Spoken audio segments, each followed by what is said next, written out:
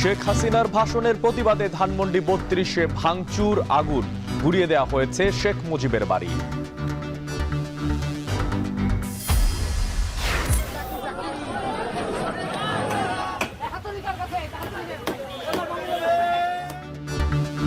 স্বৈরাচারের বিচারের দাবিতে উত্তাল দেশ। হাসিনার অনেক স্বজন ও নেতাকর্মীর বাড়ি ভেঙে দিয়েছে বিক্ষুব্ধ জনতা। অপ্রত্যাশিত প্রাণের অধিকার আছে পৃথিবীর আলো বাতাসে, দেখভালের দায়িত্ব নিচ্ছে মাতুয়াতুল শিশু হাসপাতাল।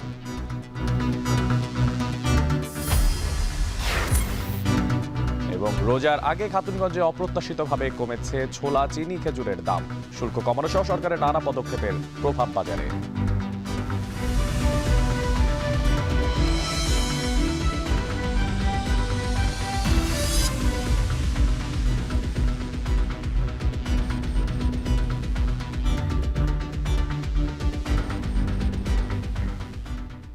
স্বাগত এখন বাণিজ্যে। পুরো আয়োজনে আপনাদের সঙ্গে আছি আমি মশিউর অনেক।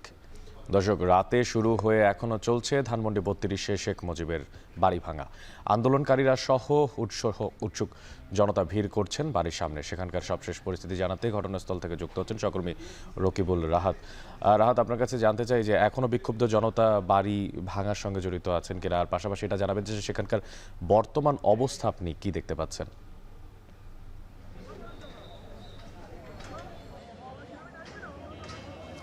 অনেক এখনও কিন্তু বিক্ষুব্ধ ছাত্র জনতা বাড়ি ভাঙার কাজটি করছে এবং বিশেষ করে একটি এক্সকিভেটর নিয়ে আসা হয়েছে, যেটি দিয়ে আমরা এখন দেখছি যে দোতলায় এবং তিনতলার যে ফ্লোরগুলো রয়েছে সেগুলো মূলত ভাঙার কাজ চলছে। আমি যদি আপনাকে একটু ক্যামেরার চোখে দেখাই তাহলে বিষয়টি আরও স্পষ্ট হবে। আমরা দেখছি যে কিছুক্ষণ বিরতি দিয়ে কিন্তু আবারও বাড়ি ভাঙার কাজ চলছে এবং একই সঙ্গে আমরা দেখছিলাম যে যারা বিক্ষুব্ধ ছাত্র জনতা যারা গতকাল রাত থেকেই ছিল তারাও কিন্তু এখন পর্যন্ত রয়েছে এবং অনেকে আমরা দেখছি কাঠ দিয়ে বা ইট দিয়ে বাড়ির যে বিভিন্ন দেয়ালগুলো রয়েছে সেই দেয়ালগুলো কিন্তু ভাঙার চেষ্টা করছে। তারা বলছেন যে ক্ষোভের তৈরি হয়েছে এই বিগত ১৫ বছরের আওয়ামী শাসনামলে যে পরিমাণ মানুষের প্রতি অত্যাচার করা হয়েছে সেই অত্যাচারের বহিঃপ্রকাশ হিসাবেই কিন্তু তারা এই বাড়িটি ভাঙা হচ্ছে বলে তারা আমাদেরকে জানিয়েছেন। এবং আমরা দেখছিলাম যে সকাল থেকে এই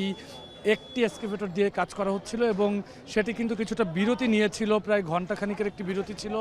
বিরতির পরে কিন্তু এই মুহূর্তে আবারও এই বাড়িটি ভাঙার কাজ চলছে এবং আমরা দেখছি যে বাড়ির ভেতরের যে অন্যান্য যে আসবাবপত্র রয়েছে, আপনি জানেন যে ৫ই আগস্ট শেখ হাসিনার পতনের পরে কিন্তু এই বাড়িটিতে একবার আগুন দেওয়া হয় এবং তখন যে অল্প কিছু মালামাল ছিল সেই মালামালগুলো কিন্তু এখন যেগুলো অবশিষ্ট রয়েছে সেই অবশিষ্ট মালামালগুলো ঠিক বাড়িটির সামনেই কিন্তু আগুন জ্বালানো হয়েছে। সেই আগুনের মধ্যে কিছুক্ষণ পরপরই আমরা দেখছি যে বাড়ির ভেতরের যে কাঠ বা অন্যান্য আসবাবপত্র রয়েছে সেই কাঠ এবং আসবাবপত্রগুলো এখানে নিয়ে আসা হচ্ছে এবং এখানে নিয়ে এসে কিন্তু সেগুলোতেও আগুন দেওয়া হচ্ছে। আমরা কিছুক্ষণ আগ পর্যন্তই দেখছিলাম যে ছাত্র জনতা যারা এখন পর্যন্ত রয়েছেন তাদের অনেকেই বলছেন যে তারা গতকাল সন্ধ্যার পর থেকেই এই জায়গাটিতে আছেন এবং তারা এই বাড়ি ভাঙা অর্থাৎ তারা বলছেন যে স্বৈরাচারের শেষ স্মৃতি, সেই স্মৃতি কিন্তু নিশ্চিহ্ন করে দেওয়ার আগ পর্যন্ত তারা এই জায়গাটি ছাড়বে না। এবং এখানে যারা বিক্ষুব্ধ ছাত্র জনতা এসেছে, পাশাপাশি উৎসুক জনতাও এখানে এসেছে, তাদের কাছে আমরা জানতে চেয়েছিলাম যে তারা এই বাড়ি ভাঙার বিষয়টি কিভাবে দেখছে। সেক্ষেত্রে কিন্তু তারা বলছেন যে যেহেতু বিগত ১৫ বছরে আওয়ামী শাসনামলের সময় সাবেক প্রধানমন্ত্রী শেখ হাসিনা যে পরিমাণ অত্যাচার করেছে মানুষের প্রতি, তার সেই অত্যাচারের ক্ষোভের যে বহিঃপ্রকাশ তার অংশ হিসেবেই কিন্তু এই বাড়িটিকে ভেঙে দেওয়া হচ্ছে। এবং তারা বলছেন যে তিনি ছাত্র জনতার অভ্যুত্থানে অর্থাৎ জুলাই গণ অভ্যুত্থানে যে পরিমাণ ছাত্র জনতাকে হত্যা করা হয়েছে সেই ছাত্র জনতাকে হত্যা করার পরেও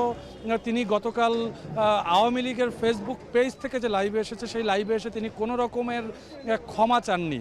তিনি বলছেন যে এখন পর্যন্ত শেখ হাসিনার যে ঔদ্ধত্য সেই ঔদ্ধত্য কিন্তু একটুও কমেনি। সেক্ষেত্রে তারা বলছেন যে তার এই ঔদ্ধত্যর ঔদ্ধত্যর যে পাল্টা যে একটি জবাব, সেই জবাব হিসেবেই কিন্তু তারা বলছেন যে এই বাড়ি ভাঙার কাজটি চলছে।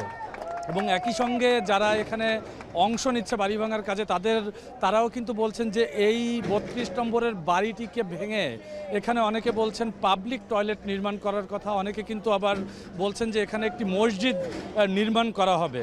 আবার অনেকে বলছেন যে এই বাড়িটি যেভাবে আছে, অর্থাৎ এই যে আধ ভাঙা অবস্থায় বাড়িটি যে রয়েছে সেই আধ ভাঙা অবস্থায় রেখে দিতে, কারণ স্বৈরাচারের কি পরিণতি হয় সেই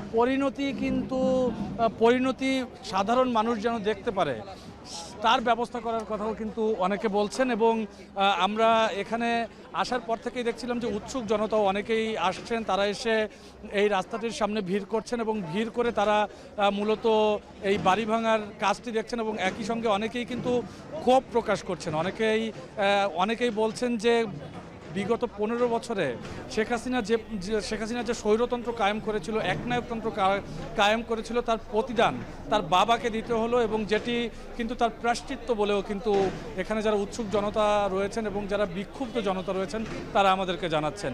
এই ছিল ধানমন্ডি ৩২ থেকে আমার কাছে সবশেষ। অনেক রাতে শুরু হয়ে ধানমন্ডি ৩২ নম্বরে এখনও চলছে বাড়ি ভাঙার কাজ।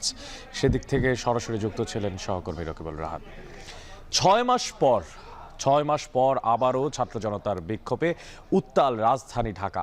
বিপ্লবী স্লোগানে শেখ মুজিবুর রহমানের বাড়িতে দেয়া হয় আগুন, ভাঙা হয় বুলডোজার দিয়ে। একই সময় শেখ হাসিনার বাসভবন সুধা সদনেও আগুন দেয় বিক্ষুব্ধরা। আইনশৃঙ্খলা বাহিনী বাধা দেওয়ার চেষ্টা করেছিল, কিন্তু তবুও থামানো যায়নি জনতার ঢল।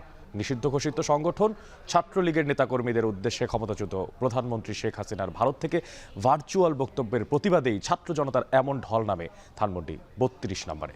এ সময় বিক্ষুব্ধরা দাবি করেন বিদেশ থেকে ফ্যাসিবাদরা নতুন চক্রান্ত করছে। সাদাত অব্রের প্রতিবেদনে দেখবেন বাকিটা। ৫ আগস্টের ৬ মাস পর রাজধানীর বুকে আবারও দেখা গেল ছাত্র জনতার বিক্ষোভ। জনসমুদ্রে পরিণত হয় ধানমন্ডি ৩২। সবার কণ্ঠে আবারও স্বৈরাচারের বিরুদ্ধে বিপ্লবী স্লোগান। এরপর ধানমন্ডি ৩২-এ শেখ মুজিবুর রহমানের বাড়িতে দেয়া হয় আগুন, ভাঙতে শুরু করে বুলডোজার। এই খুনি হাসিনা, এই ফ্যাসিস্ট হাসিনার আস্তানা জ্বালিয়ে দিচ্ছে, বুলডোজারটা ভেঙে গুঁড়া করে দিচ্ছে। আর এটা আমাদের দ্বিতীয় মানসিক শান্তি। ৩২ নম্বর ভাঙা মানে আমাদের দ্বিতীয় মানসিক শান্তি। বাংলাদেশ থেকে বাকশালের আস্তানা দূর হয়ে যাচ্ছে, ধ্বংস করে ফেলছে বাংলাদেশের মানুষ।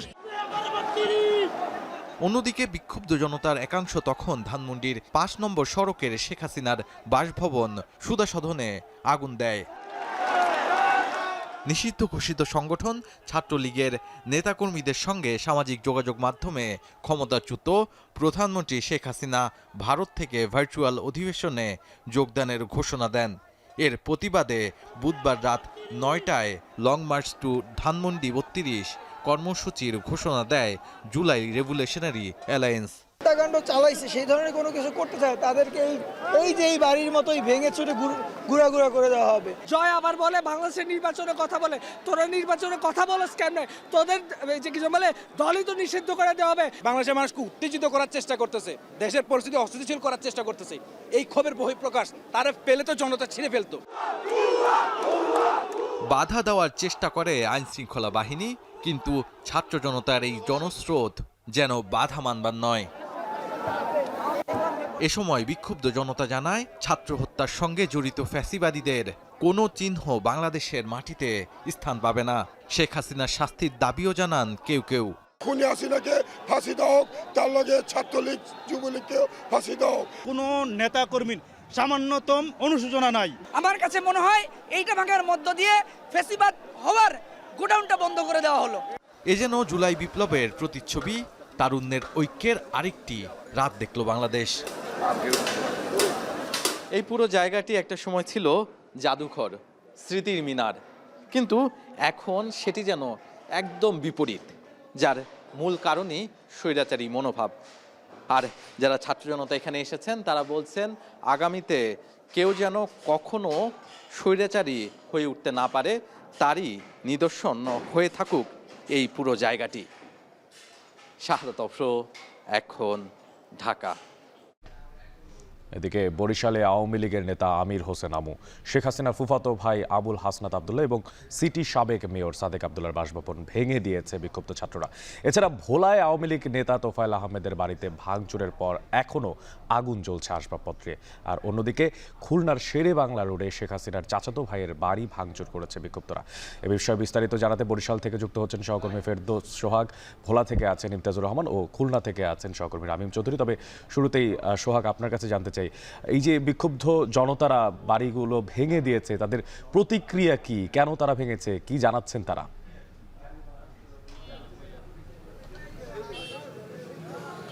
আপনাকে ধন্যবাদ। আমি রয়েছি আবুল হাসানাত আবদুল্লাহ এবং সাদেক আবদুল্লাহ তাদের যে বাড়ি, সেই বাড়িতে আমি রয়েছি। ঠিক পেছনেই কিন্তু ধ্বংসস্তূপ। গতকালকে রাতে দ্বিতীয়বারের মতো এই বাড়িটিতে অগ্নিসংযোগ বা ভাঙচুর হয়। আমরা একটু দেখাবার চেষ্টা করছি। দ্বিতীয়বারের মতো কথাটি এই জন্য বলছি যে 5ই আগস্ট কিন্তু এই বাড়িতেই প্রথমবারের মতো কিন্তু ভাঙচুরের ঘটনা ঘটেছিল, অগ্নিসংযোগের ঘটনা ঘটেছিল। এখন কিন্তু এই বাড়িতে একেবারেই ধ্বংসস্তূপ। একইভাবে কিন্তু আমির হোসেন আমু, আওয়ামী লীগের যে প্রেসিডিয়ামের সদস্য এবং আওয়ামী লীগের বর্ষিয়ান যিনি নেতা যাকে বলা হয়, তার বাসভবনেও কিন্তু গতকালকে রাতে হামলা ভাঙচুর হয়েছে এবং বিক্ষুব্ধ জনতা বা শিক্ষার্থী যারা, তারা কিন্তু প্রথমে বিকেল 12:30টার পর, অর্থাৎ শেখ হাসিনার ভাষণ শেষ হওয়ার পর কিন্তু মূলত এই ক্ষোভটি এই শহরের মধ্যে দেখা গিয়েছে। এবং সেই ক্ষোভের অংশ হিসেবে আমরা যেটা দেখেছি যে বিক্ষুব্ধ যারা শিক্ষার্থী রয়েছে তারা কিন্তু মিছিল নিয়ে রাত 12:30টার দিকে কিন্তু এই নগরীর কালীবাড়ি রোডে আসে এবং তারা কিন্তু আবুল হাসানাত আবদুল্লাহ এবং সাদেক আবদুল্লাহর যে বাসভবন, দ্বিতীয়বারের মতো অর্থাৎ 5ই আগস্টের পরেই দ্বিতীয়বারের মতো এখানে অগ্নিসংযোগ করা হয় এবং ভাঙচুর চালানো হয়। আমরা যেটা দেখেছি যে এখানে যে ভাঙচুর যেটা চলেছে, এখানে আমরা দেখেছি যে 3টি গাড়ি সেই 5ই আগস্ট এবং তারপর থেকে এখন পর্যন্ত কিন্তু 3টি গাড়ি একেবারে কিন্তু কঙ্কাল অবস্থায় আমরা দেখেছি। এরপরে দেখেছি যে এখানকার যে বাড়িটি রয়েছে, আমরা যেটি দেখতে পাচ্ছি, সেই বাড়িটিতেই কিন্তু দেখার জন্য এখানে উৎসুক জনতার ভিড় রয়েছে এবং এই বাড়িটির কিন্তু সামনের দেয়াল, সামনের গেট যেগুলো ছিল, প্রাচীর যেটি ছিল, সেটি কিন্তু ভেঙে ফেলা হয়েছে। একইভাবে আমরা যেটা দেখেছি যে আমির হোসেন আমুর যে বাড়ি, সেটিও কিন্তু ভাঙচুর হয়েছে গতকালকে রাতেই। একই অবস্থা কিন্তু বরিশালের আমির হোসেন আমির বাসভবন এবং বরিশালের যে আবুল হাসানাত আবদুল্লাহর যে বাসভবন, দুটো বাড়ি কিন্তু ভাঙচুর করা হয়েছে। এবং এই ভাঙচুরের পর কিন্তু উৎসুক জনতা আজকে সকাল থেকে এখানে ভিড় করেছেন এবং তারা কিন্তু, আমরা যেটা দেখতে পাচ্ছি, তারা দেখছেন এবং কি পরিস্থিতি হয়েছে সেটি কিন্তু পর্যালোচনা করছেন। এবং আজকে বরিশালে কিন্তু আলোচনার বিষয় এই দুটো বাড়ি ভাঙচুর হওয়া নিয়ে। এতটুকুই ছিল বরিশালে যে গতকালকে রাতে বিক্ষুব্ধ জনতা বা বিক্ষুব্ধ শিক্ষার্থী কর্তৃক যে আবুল হাসানাত আবদুল্লাহ, সাদেক আবদুল্লাহ এবং আমির হোসেন আমুর বাড়ি যে ভাঙচুর করা হয়েছে তার সবশেষ খবর। এবার আমরা চলে যেতে চাই ভোলাতে আছেন সহকর্মী ইমতিয়াজুর রহমান। ইমতিয়াজ, তোফায়েল আহমেদের বাড়িতে আমি দেখতে পাচ্ছি আপনি এখনো আছেন, তো জানাবেন যে এখনো কি বিক্ষুব্ধ জনতা সেই বাড়ি ভাঙচুর করছে কিনা এবং কখন নাগাদ আসলে তারা এটা শুরু করেছিল, কি তথ্য আছে, সবশেষ তথ্যটা জানতে চাই। অনেক গতকাল রাতে সাবেক প্রধানমন্ত্রী প্রধানমন্ত্রী শেখ হাসিনার সামাজিক যোগাযোগ মাধ্যমে যেই বক্তব্য কেন্দ্র করে কিন্তু ভোলার যেই ছাত্র জনতা রয়েছে তারা বিক্ষোভ শুরু করে এবং ভোলার শহরের বেশ কিছু এলাকা কিন্তু মিছিল করে বিক্ষোভ করে। এর পরই কিন্তু রাত্র প্রায় যেই বাসভবন রয়েছে প্রিয় কুটির, এই প্রিয় কুটিরে এসে ভাঙচুর শুরু করে এবং রাত্র প্রায় 2টা নাগাদ পর্যন্ত এখানে ভাঙচুর চলমান রাখে। এর পরই কিন্তু বিক্ষুব্ধ ছাত্র জনতা এখানে অগ্নিসংযোগ করেছে এবং এই রাতে অগ্নিসংযোগের পরপরই কিন্তু তারা যেই সকল এই বাড়িতে আসবাবপত্র ছিল সেগুলো কিন্তু বের করে কিন্তু তার যেই শহরের রাস্তার মাঝখানে কিন্তু একরকম তারা অগ্নিসংযোগ দিয়েছে। কিন্তু গত রাতে যে আগুন দিয়েছিল সেই আগুন কিন্তু এখনো তার বাসভবনে জ্বলছে। আপনি দেখতে পাচ্ছেন যে আমার ক্যামেরার মাধ্যমে দেখানোর চেষ্টা করছে যে এখনো কিন্তু তোফায়েল আহমেদের বাসভবনে দোতলায় আগুন জ্বলছে। এছাড়াও তার যে রুম রয়েছে এবং ডাইনিং স্পেস, সকল স্পেসের যেই এখনো অগ্নিসংযোগ জ্বলতেছে এবং এছাড়াও যেই এখানে উৎসুক জনতা রয়েছে উৎসুক জনতা আসছেন এবং দেখতেছেন এবং যে যেরকম পারছে এবং যা পাচ্ছে যা হাতে করে নিয়ে যাওয়ার চিত্র কিন্তু আমরা সকাল থেকে দেখতে পেয়েছি। আপনাকে দেখানোর চেষ্টা করি যে এখানে যে অগ্নিসংযোগের মাধ্যমে ধোঁয়া বেরোচ্ছে, আগুন এবং এখানে যে প্রতিটি টাইস সহ গ্লাস সকল কিছু কিন্তু অগ্নিসংযোগের মাধ্যমে জ্বালিয়ে দেওয়া হচ্ছে। কিন্তু বিক্ষুব্ধ ছাত্র জনতা গতকাল রাত পর্যন্ত যে অগ্নিসংযোগ করলো, কিন্তু এখন সাধারণ উৎসুক জনতা কিন্তু আসছে এবং তোফায়েল আহমেদের বাসায় এখনো আগুন জ্বলছে। তো এই ছিল আমার কাছে সর্বশেষ তথ্য। এবার চলে যেতে চাই খুলনাতে, সেখানে আছেন সহকর্মী রামিম চৌধুরী। আমি দেখতে পাচ্ছি আপনার পেছনে একেবারে বিধ্বস্ত অবস্থা। তো আমি একটু আপনার থেকে জানতে চাই যে ঠিক শেখবাড়ি ছাড়া খুলনাতে আর কোথায় কোথায় এই আক্রমণ হয়েছে বিক্ষুব্ধ জনতা দ্বারা, কি তথ্য আছে আপনার কাছে? অনেক খুলনার শেরেবাংলা রোডের যে শেখবাড়ি খ্যাত যে বাড়িটি ছিল, সেই বাড়িটি কিন্তু একেবারেই ধ্বংসস্তূপে পরিণত হয়েছে। আমি কিন্তু ঠিক সেই জায়গাটিতে রয়েছি। এর পাশাপাশি খুলনা নগরীতে শেখ মুজিবুর রহমানের যে মোরাল ছিল বা প্রতিকৃতি ছিল যেসব জায়গায়, সেসব জায়গাতে কিন্তু ভাঙচুর করা হয়েছে। তো এই মুহূর্তে আপনি দেখতে পাচ্ছেন যে খুলনায় যে শেখবাড়ি খ্যাত যে বাড়িটি ছিল শেরেবাংলা রোডে, সেই বাড়িটিকে কিন্তু যে ধ্বংসস্তূপ সেটি কিন্তু আপনি দেখতে পাচ্ছেন। এই মুহূর্তে কিন্তু এই বাড়ির আশপাশ ঘিরে কিন্তু সাধারণ যে উৎসুক জনতা তারা কিন্তু এখন এই মুহূর্তে রয়েছেন এবং বেশ কিছু মানুষকে আমরা দেখেছি ভাঙচুর কিন্তু এখনও করছেন এবং তারা ভেঙে ভেঙে এখান থেকে রড সহ ইট সহ বিভিন্ন জিনিস তারা নিয়ে যাচ্ছেন এখান দিয়ে ভেঙে চুরে। এর আগে কিন্তু গত 4 আগস্টেও কিন্তু এই বাড়িতে 2 থেকে 3 দফা ভাঙচুর করা হয়েছিল এবং এখানে অগ্নিসংযোগ করা হয়েছে। তারপরে শুধুমাত্র স্থাপনাটি ছিল এবং সেটি কিন্তু গতকাল রাতে ছাত্র জনতারা এসে কিন্তু সেটি একেবারেই ভেঙে চুরে দিয়ে গেছেন বুলডোজার দিয়ে। এখানে আপনি দেখতে পাচ্ছেন কিন্তু একেবারেই ধ্বংসস্তূপে পরিণত হয়েছে কিন্তু এই জায়গাটি। এখানে আমরা দেখেছি যে গতকাল রাতে কিন্তু 9টার পর থেকে কিন্তু বিক্ষুব্ধ জনতা এখানে এই স্থানে আসতে শুরু করে এবং এখানে এসেই কিন্তু মূলত গতকাল রাতে সোশ্যাল মিডিয়ার মাধ্যমে যে বক্তব্য দিয়েছে শেখ হাসিনা, তারপর থেকেই কিন্তু বিক্ষুব্ধ জনতারা এখানে এসে ভাঙচুর করা শুরু করেছে এবং খুলনা শহর পুরোটাই কিন্তু প্রায় উত্তাল হয়ে উঠেছিল পুরো রাত জুড়ে। এবং এখানে কিন্তু প্রথমে ছাত্র জনতারা এসে কিন্তু তারা এখানে হাতুড়ি সহ বিভিন্ন জিনিস দিয়ে ভাঙচুর শুরু করে। সামনের যে গেট ছিল সেই গেটটি ভেঙে তারা ভিতরে ঢোকে, তারপরে কিন্তু একটি বুলডোজার নিয়ে আসা হয় এবং এনে কিন্তু তারপরে এই যে বিল্ডিংটি রয়েছে একেবারেই এই স্থাপনাটা ভেঙে গুড়িয়ে দেওয়ার চেষ্টা করে তারা।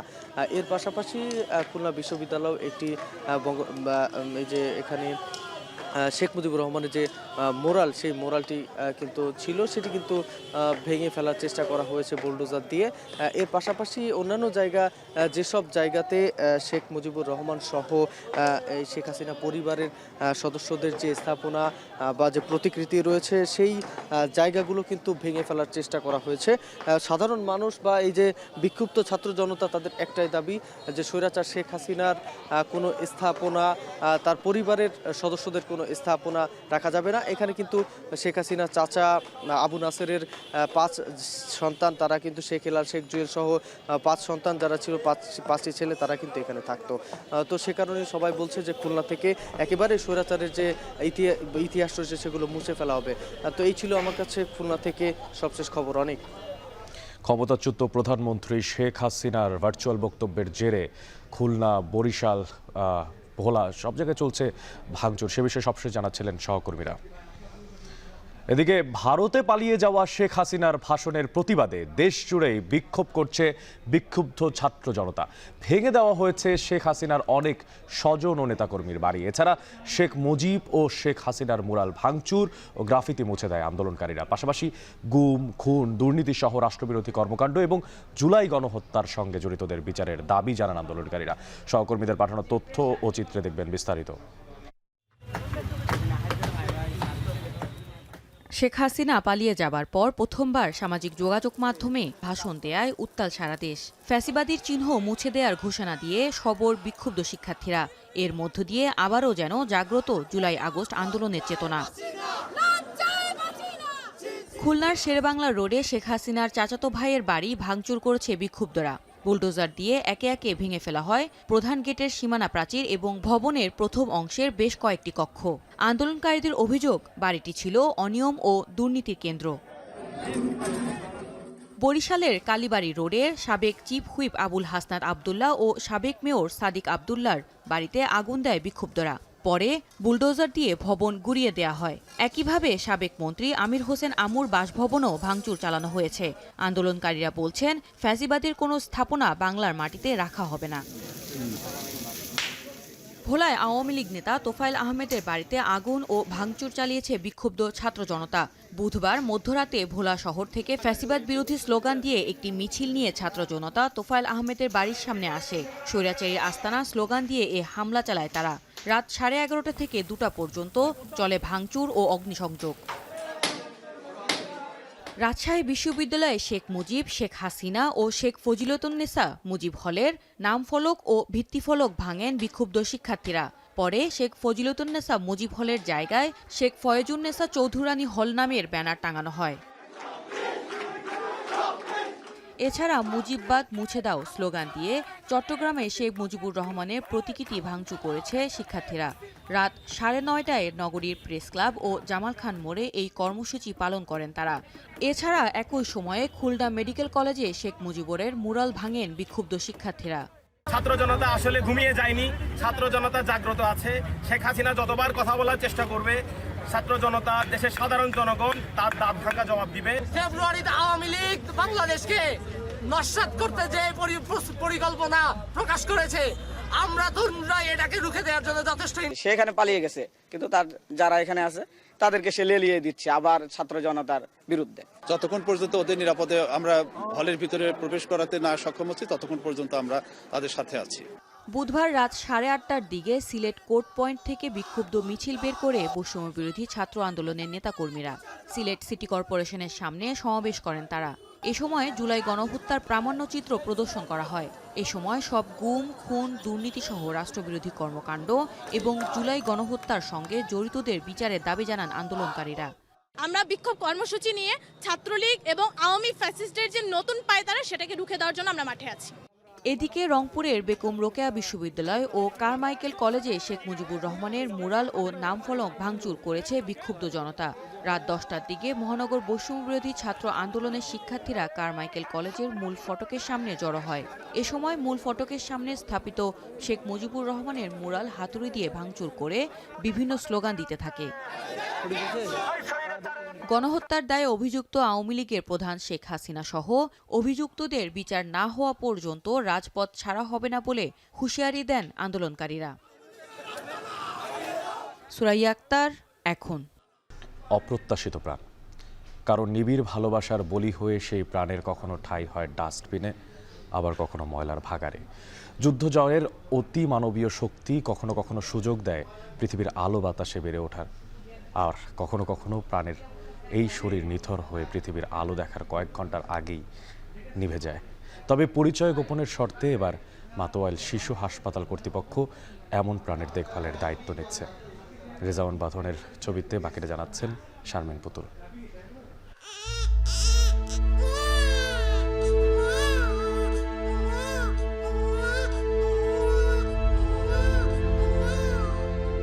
নতুন প্রাণের চোখের মায়ের মুগ্ধতায় আচ্ছন্ন এই হাসপাতালের দায়িত্বরত সবাই, তাই আদর করে নাম রেখেছে মুগ্ধ।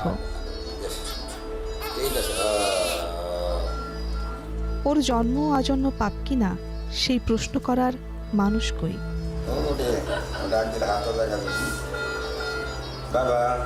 কোনো এক নরপশু জন্মের পরেই মৃত্যু কামনা করে ওকে ফেলে গেছে সাইনবোর্ড এলাকার ময়লার ভাগাড়ে। শুরু হয় অতি মানবীয় শিশুটির জীবনযুদ্ধ। মৃত্যুকে চোখ রাঙানি দিয়ে বেঁচে যাওয়া শিশুটির স্থান হয় রাজধানীর মাতোয়াইল শিশু সদন হাসপাতালে। জীবনযুদ্ধের এমন গল্প শুধু মুগ্ধের নয়, কত শত অতিমানবীয় নবজাতকের যুদ্ধ জয়ের গল্প পত্রিকার পাতা খুললেই চোখে পড়ে। ঢাকাসহ দেশের বিভিন্ন স্থান থেকে গত 6 বছরে 210 জন নবজাতককে পরিত্যক্ত ও মৃত অবস্থায় উদ্ধার করেছে বাংলাদেশ শিশু অধিকার ফোরাম। মানবাধিকার সংগঠন সংস্কৃতি ফাউন্ডেশনের 2024 সালের হিসেব অনুযায়ী সারা দেশে 12 মাসে মোট 94 জন নবজাতক উদ্ধার করা হয়েছে, যার মধ্যে 64 জনের মৃত। সমাজসেবা অধিদপ্তরের তথ্যমতে দেশের 6টি ছোটমণি নিবাসে 2017 থেকে 2021 পর্যন্ত 4 বছরে 10,898 জন পরিত্যক্ত শিশু আশ্রয় পায়। পরিবার পাওয়া এমন একটি শিশুর পূর্বার গল্প করব আমরা। মায়ের কোলে পূর্বার হাসিতে হাসে পুরো পরিবার। তার নির্দোষ কান্না মায়ের জীবনের অর্থ পূর্ণ করে। শিশুটিকে জীবনে পেয়ে পূর্ণতা পেয়েছে পুরো পরিবারে। যে জন্মদাত্রী মা পূর্বাকে ফেলে গেছে, তার প্রতি কৃতজ্ঞতার সুর এই মায়ের কণ্ঠে। আমার আব্বা, আমার শ্বশুর শাশুড়ি ঘুম থেকে উঠে প্রথম হচ্ছে ওকে কল দেয়। ওর সাথে একদিন কথা না হইলে, মানে 2-3 বার কথা না হইলে ওনারা একদম অস্থির হয়ে যায়। ও এত ওয়েলকাম আমাদের ফ্যামিলিতে, ও এত প্রিসিয়াস আমাদের জন্য। প্রতিদিন আমরা ওর জন্যই ঘরে ফিরি। মানুষকে কি বলবো, হয়তো খুব অসহায় মুহূর্তে ওকে ফেলে যাইতে হয়েছে কাউকে, তাই আমি কোনো অভিযোগ করবো না, বরঞ্চ আমি থ্যাংক ইউই বলবো তাকে। আপনি ফেলে গেছেন বলে আমি একটা সন্তান মা হয়েছি।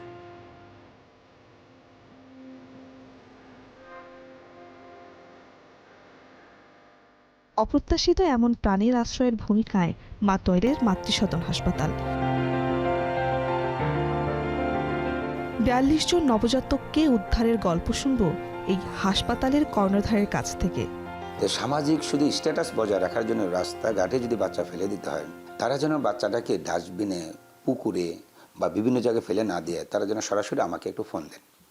বাংলাদেশে যেই প্রান্তে হোক না কেন, যত টাকা খরচ হোক, অ্যাম্বুলেন্স ভাড়া থেকে শুরু করে লাগানোর পরে সমস্ত দায় দায়িত্ব ইনশাল্লাহ আমি নেব।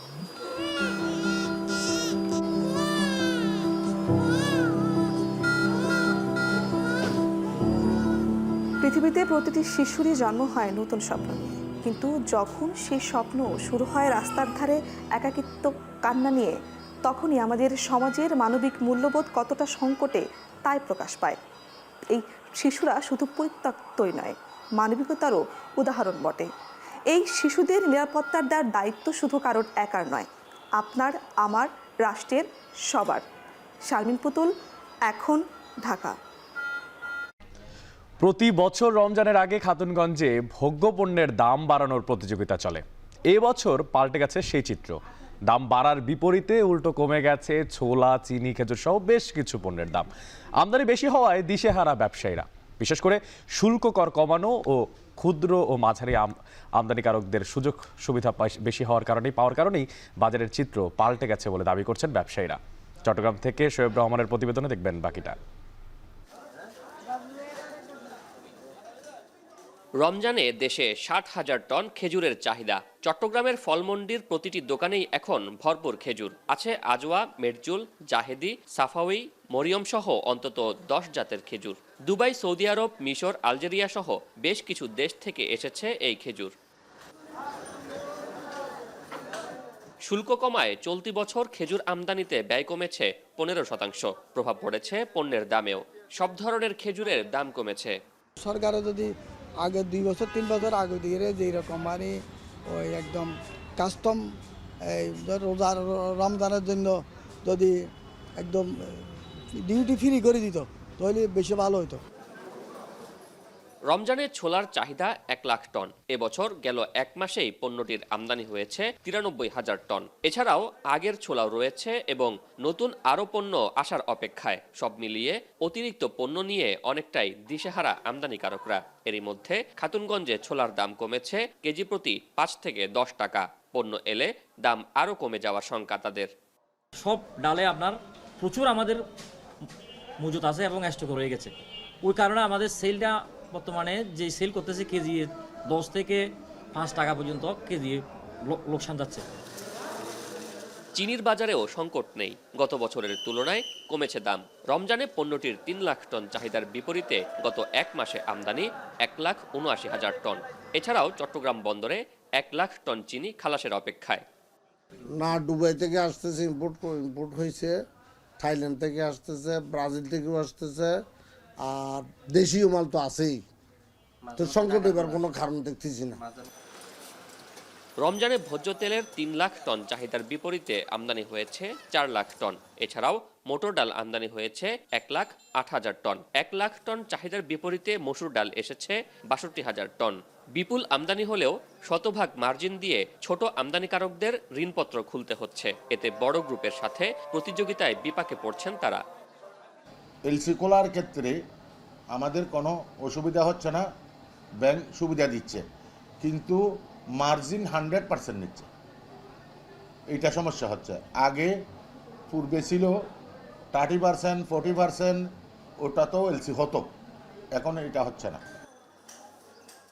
2024 সালের জানুয়ারিতে যেখানে 214 জন আমদানিকারক রোজার পণ্য আমদানি করেছেন, সেখানে এবার 365 জন রোজার পণ্য এনেছেন। এতে প্রতিযোগিতামূলক বাজার তৈরি হবে বলে মনে করছেন ব্যবসায়ীরা। বেশি আমদানিকারক পণ্য নিয়ে আসবেন, তখন একটি বাজারে প্রতিযোগিতামূলক বাজার হবে, সেক্ষেত্রে পণ্যের দাম স্থিতিশীল থাকবে।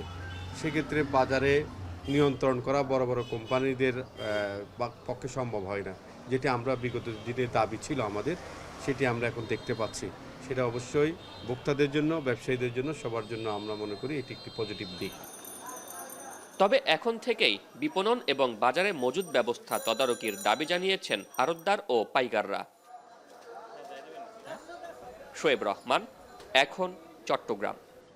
বরিশালে অবৈধ ইজি বাইক ও ব্যাটারি চালিত রিকশার কাছে জিম্মি নগরবাসী। এদিকে প্রায় 6 বছর পর ব্যাটারি চালিত অটোরিকশার লাইসেন্স নবায়নের উদ্যোগ নিয়েছে সিটি কর্পোরেশন। সিটি কর্তৃপক্ষ বলছে এতে যানবাহনগুলোকে সুনির্দিষ্ট নীতিমালার আওতায় আনা সম্ভব হবে, পাশাপাশি আদায় করা যাবে কোটি টাকার রাজস্ব। আর এই লাইসেন্স নবায়নের সুযোগ পেয়ে খুশি চালকরাও। আমিনুল ইসলামকে সাথে নিয়ে বাকিটা জানাচ্ছেন অমিত হাসান।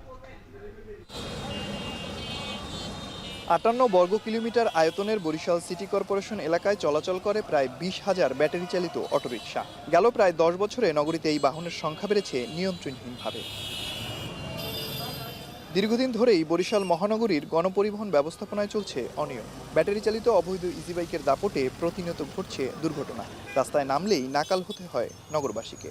না আছে এদের কোনো লাইসেন্স সরকারি, না আছে কোনো প্রশিক্ষণ, না জানে এরা ট্রাফিক আইন, এই বিষয়ে তাদের ন্যূনতম ধারণা পর্যন্ত নাই। আমরা হাঁটা চলার গাড়ির উপর উঠে দেয়, এদিক দিয়ে উঠে দেয়, ওদিকে উঠে দেয়, এই বিভিন্ন আছে। এই বেশি আমাদের আসলে সাধারণ জনগণের জন্য একটু দুর্ভোগী হচ্ছে। বাচ্চারা পারাপার হওয়া, অনেকক্ষণ বসে থাকতে হয় আর এক পারে। আপনার দেখা যায় যে পার থেকে এই পার আসবে, তারা ভয়ে আসতে পারতেছে না। প্রশাসনের দৃষ্টি দেওয়া দরকার, বিশেষ করে সিটি কর্পোরেশনের দৃষ্টি দেওয়া দরকার, কিভাবে গাড়ি চললে ভালো হয়। আগে তো কিছু অটো আসলে এদিকে ঢুকতে দিত না, এখন তো অ্যাভেলেবেল ঢোকে। নগরী জুড়ে 20,000 ব্যাটারি চালিত অটোরিকশা চললেও সিটি কর্পোরেশনের তালিকাভুক্ত মাত্র 7,610টি। ফলে রাজস্ব বঞ্চিত হচ্ছে সরকার। সম্প্রতি ব্যাটারি চালিত হলুদ ইজি বাইকের লাইসেন্সের নবায়নের কার্যক্রম হাতে নিয়েছে সিটি কর্পোরেশন। এতে চালকদের প্রশিক্ষণের মাধ্যমে নীতিমালার আওতায় আনা যাবে বলে মনে করেন সিটি কর্পোরেশনের প্রধান নির্বাহী। তাদেরকে আমরা সিস্টেমে নিয়ে আসবো। এখন পর্যন্ত যেহেতু আমাদের যে 2,610 এর ভিতরে 1200 মতো আর কি হয়ে গেছে, পর্যায়ক্রমে যদি আস্তে আস্তে যদি বাড়ে, তখন আমরা হয়তো এরকম চিন্তা ভাবনা করবো যে সকালে অর্ধেক, বিকালে অর্ধেক। 2 বছরের বকেয়া ফি মওকুফ করে 4 বছরের জন্য 24,000 টাকায় লাইসেন্স নবায়নের সুযোগ পাওয়ায় খুশি চালকরাও। এতে নগরীতে যানজট নিরসনের পাশাপাশি আয়ও বাড়বে বলে মনে করেন তারা। একই সাথে নগরীর 4টি পয়েন্টে স্ট্যান্ড নির্মাণ ও সব রুটের ভাড়ার তালিকা প্রণয়নের দাবি শ্রমিক ইউনিয়নের। সিটি কর্পোরেশন থেকে যে 7,610টি লাইসেন্স দিয়েছে, আমরা সম্পূর্ণ লাইসেন্সের নবায়ন চাই এবং আমরা বৈধভাবে বৈধতা দিয়ে সিটি কর্পোরেশনের মাধ্যমেই চলাচল করতে চাই। প্রশাসনের সাথে আমরা চাই সবসময়ের জন্য এটা সহযোগিতা করতে, যানজট নিরসন থাকবে, এটা আমরা কথা দিতে পারি। ভালো হবে, আমরা চলাইতে মজা পাবো, গাড়ি কিছু কমবে, গাড়ি কমবে, আমরা পয়সা কিছু চান আয় করতে পারবো। সিটি কর্পোরেশন এবং পুলিশ প্রশাসনের এটা তাদের অনীহের জন্য এই যানজট তৈরি হইতেছে। আমরা তাদের কাছে বসতে চাই, আমরা তাদেরকে সহযোগিতা দিতে চাই। এদিকে নগরীর যানজট নিয়ন্ত্রণে হিমশিম খাচ্ছে পুলিশের ট্রাফিক বিভাগও। নানা উদ্যোগে দ্রুত সময়ের মধ্যে নগরীর যানজট নিরসন হবে বলছে তারা। ওয়ার্কশপগুলো আমরা বন্ধ করে দিয়েছি, সেই ওয়ার্কশপে আর তৈরি হচ্ছে না, যার জন্য আমার যানজটটা একটু নিয়ন্ত্রণে হচ্ছে। প্লাস আমরা শহরের যে বাইরের যে গাড়িগুলো শহরে ঢুকতো, সেগুলো আমরা 3টা পয়েন্টে, চেক পয়েন্ট কালীজিরা, গড়িয়ারপাড় এবং হিরন পয়েন্টে আমাদের চেকপোস্ট আছে, আমরা ঢুকতে দিচ্ছি না। বরিশাল সিটি কর্পোরেশনের বিগত 3 মেয়রের আমলে 7,610টি ইজি বাইকের টোকেন দেওয়া হয়েছিল। প্রথম পর্যায়ে 2,610টি ব্যাটারি চালিত ইজি বাইকের লাইসেন্স নবায়নের ঘোষণা দিয়েছে সিটি কর্পোরেশন। অমিত হাসান, এখন বরিশাল। পাকিস্তানের করাচি বন্দর থেকে ছেড়ে আসা পানামার পতাকাবাহী জাহাজ ডলফিন 19 মংলা বন্দরে ভিড়েছে। জাহাজটিতে 5,500 টন পণ্য রয়েছে। শুরু হয়েছে পণ্য খালাস কার্যক্রম। এ বিষয়ে আরও জানাতে বন্দর থেকে যুক্ত হচ্ছেন সহকর্মী মাসুম বিল্লাহ। মাসুম, আপনার কাছে জানতে চাই, পাকিস্তান থেকে আসা এই জাহাজটিতে কি ধরনের পণ্য আনা হয়েছে, কি তথ্য আছে আপনার কাছে? অনেক এই জাহাজটিতে যে পণ্য আছে আমাদেরকে বন্দর কর্তৃপক্ষ জানিয়েছে মোলাসিস বা চিটাগুড় যেটাকে বলে, সেই চিটাগুড় জাতীয় পণ্য আছে এই জাহাজটিতে। আসলে বন্দরে পাকিস্তানের করাচি বন্দর থেকে ছেড়ে আসা জাহাজটি মোলাসিসটি এই বন্দর কিন্তু প্রথম আসলো মংলা বন্দরে, মানে মোলাসিস যে জিনিসটি এটি কিন্তু প্রথম আমদানি হলো এই বন্দর দিয়ে। তো এই বিষয়ে কিন্তু বন্দর কর্তৃপক্ষ আমাদেরকে বিবৃতি দেবে কিছুক্ষণ পরে। আমরা হয়তো আরো বেশ কিছু তথ্য আপনাকে তখন জানাতে পারবো। এখন পর্যন্ত আমাদের কাছে যত তথ্য আছে, এই মাসের 22 তারিখে পাকিস্তানের করাচি বন্দর থেকে এই আমার পেছনে যে জাহাজটি দেখতে পাচ্ছেন ডলফিন 90 পানামার পতাকাবাহী জাহাজটি ছেড়ে আসে গতকাল বিকাল 5টা নাগাদ মোংলা বন্দরের 9 নম্বর জেটিতে ভিড়ে, এবং তারপরে কিন্তু পণ্য খালাসের কাজ শুরু হয় এবং আগামীকাল পণ্য খালাস করে জাহাজটি বন্দর ত্যাগ করবে বলে জানিয়েছে আমাদেরকে। এই যাত্রায় জাহাজটিতে 5,500 মেট্রিক টন এবং 5,500 মেট্রিক টন মালামালের মধ্যে যে মালামাল আছে তার ভিতরে সবই আসলে চিটাগুড়। এই চিটাগুড় আসলে বিভিন্ন দেশের ফিড কোম্পানিতে যাবে বলে আমাকে জানিয়েছে যে এই বন্দর কর্তৃপক্ষ থেকে। আপাতত পণ্যগুলো খালাস করে মোংলা বন্দরে যে মোংলা কর্তৃপক্ষ এখানে একটা ইউনাইটেড জেটি আছে সেখানে। মংলা থেকে যুক্ত ছিলেন সহকর্মী মাসুম বিল্লাহ। ঢাকা সড়ক পরিবহন মালিক সমিতির উদ্যোগে রাজধানীতে কাউন্টার ও টিকিটিং পদ্ধতিতে বাস চলাচলের প্রথম পর্বের উদ্বোধন আজ। এ নিয়ে আরও খবর জানাতে উত্তর আজিমপুর থেকে সরাসরি যুক্ত হচ্ছি সহকর্মী গালিব ইবনে রিয়াজের সাথে। গালিব, আপনার কাছে জানতে চাই, এই যে কাউন্টার ও টিকিটিং পদ্ধতি সেটা চালু করলে কি কি ধরনের সুযোগ সুবিধা পেতে পারে যাত্রীটার? সব রুটেই কি আসলে এটা চালু করা সম্ভব হচ্ছে নাকি কোনো নির্দিষ্ট রুটে প্রথম দফায় চালু করা হচ্ছে? কি তথ্য আছে আপনার কাছে? আবির, আসল বিষয় হচ্ছে ঢাকা শহরের এই সড়কের শৃঙ্খলা ফেরানোর জন্য এর আগে বিগত সময়ে আমরা বিভিন্ন প্রচেষ্টা দেখেছি। আজকে ঢাকা যে মালিক মানে বাসের যে সড়ক পরিবহন মালিক সমিতি যারা রয়েছেন তারা নিজেদের উদ্যোগে এই বাসের নতুন রুট তারা নির্ধারণ করেছে। নতুন রুট বলতে কি আসলে কি, এই আবদুল্লাপুর, আজিমপুর কিংবা উত্তরা থেকে যেই কয়টি রুটে এই ঢাকা শহরে বাসগুলো প্রবেশ করে এই প্রত্যেকটা রুটকে আলাদা করা হয়েছে এবং সেখানে 21টিকে কোম্পানি করা হয়েছে এবং 21টি কোম্পানি প্রত্যেকেই তাদের কাউন্টারে টিকিটিংয়ের মাধ্যমে প্রত্যেক যাত্রীকে টিকিট কাটতে হবে এবং বাসে উঠতে হবে, তাদেরকে এইভাবেই ভ্রমণ করতে হবে। আমরা জানি যে এর আগে যখন ঢাকা শহরের মেয়র আনিসুল হক তিনি উদ্যোগ নিয়েছিলেন, বাস রেশনালাইজেশনের যে উদ্যোগটা নিয়েছিলেন, সেই উদ্যোগের মূল সমন্বয়কারী ছিল হচ্ছে সিটি কর্পোরেশনের ডিটিসিএ। কিন্তু মজার বিষয় যে এখানে মালিক সমিতির ডিটিসিএর সাথে তেমন একটা সমন্বয় না করেই পুরোপুরি নিজেদের উদ্যোগে এখন তারা এই উদ্যোগটি নিয়েছে, যেখানে তারা 21টি রুট নির্ধারণ করেছে এবং প্রত্যেকটি বাসের কালার হবে একই রকম, রং হবে গোলাপি। আমরা দেখতে পাচ্ছি যে ইতিমধ্যে কিন্তু এই আজিমপুর, উত্তরা এবং আবদুল্লাপুর, গাজীপুর থেকে যে বাসগুলো ঢাকার মধ্যে প্রবেশ করে প্রত্যেকটি রুটের, যেগুলো গুলিস্তান যাবে কিংবা মিরপুর, সাইদাবাদ, প্রত্যেকটি রুটে আলাদা আলাদা বাস তারা এখানে সারিবদ্ধভাবে রেখে দিয়েছেন এবং একই রং করেছেন, সেটি হচ্ছে গোলাপি রং। যদিও মজার বিষয় এখানে প্রত্যেকটি বাসই পুরনো বাস, এই পুরনো বাসকেই নতুন করে তারা রং করেছে। এখন বিষয়টা হচ্ছে যে মূল যে বিষয়টা সেটি হচ্ছে যে যত দ্রুত সম্ভব সেটি হচ্ছে এটাকে শৃঙ্খলায় ফেরানো, তার জন্যই শুধুমাত্র এই কাউন্টার সিস্টেম করা হচ্ছে। এখন দেখার বিষয়, যেহেতু ডিটিসি এর সাথে সমন্বয় খুব একটা না করেই এই পরিবহন মালিকরা নিজেদের উদ্যোগে এই কাজটি শুরু করছে, এখন দেখার বিষয় এটি আসলে কত দূর আসলে এটি সফলভাবে কাজ করে। তো অনেককে এই ছিল আমার কাছ থেকে উত্তরা থেকে যেই বাসের নতুন রুট নির্ধারণ ক্ষেত্রে এবং টিকিটিংয়ের যে নতুন উদ্যোগ তারা নিয়েছে তার সর্বশেষ। দর্শক, এখন বাণিজ্য শেষ করার আগে শিরোনামগুলো জানিয়ে দিব আরও একবার।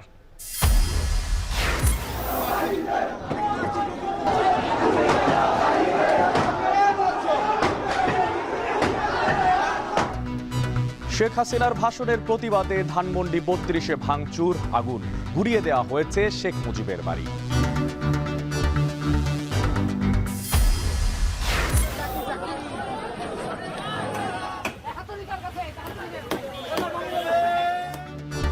স্বৈরাচারের বিচার দাবিতে উত্তাল দেশ। হাসিনার অনেক স্বজন ও নেতা কর্মীর বাড়ি ভেঙে দিয়েছে বিক্ষুব্ধ জনতা।